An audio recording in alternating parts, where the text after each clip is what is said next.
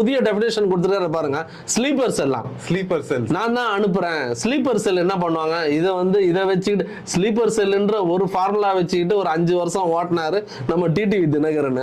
அவர் அந்த sleeper cell முதல்ல சொல்லும் போது நாங்க பிரஸ்ல எல்லாம் இருக்கும்போது அடடா புதுசா இருக்க, அட எங்க அட 5 வருஷம் முடிஞ்ச அந்த ஸ்லீப்பர் செல்லு கடைசியில பல்பு போயிடுச்சு, ஃபியூஸ் ஆயிடுச்சு. இப்போ அந்த ஸ்லீப்பர் செல் இவர் அனுப்பிச்சிருக்கிறேன்னு இவர் என்ன நினைச்சு பேசுறாரு? இல்ல இப்போ இந்த மாதிரி தொடர்ச்சியா சீமான் அவர்கள் பேசிட்டு இருக்கிறாருல, இது எப்படி பாக்குறீங்க?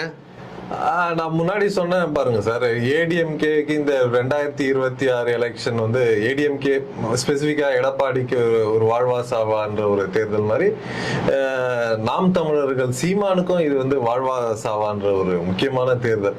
ஏன்னா ஆல்ரெடி அவங்களோட தொண்டர்கள் வந்து உறுப்பினர்கள் நிறைய பேர் விஜய் கட்சிக்கு போறாங்க. ஸோ எனக்கு என்னோட அசம்ஷன், என்னோட நான் புரிதல்ல பாத்தீங்கன்னா கண்டிப்பா விஜய்க்கு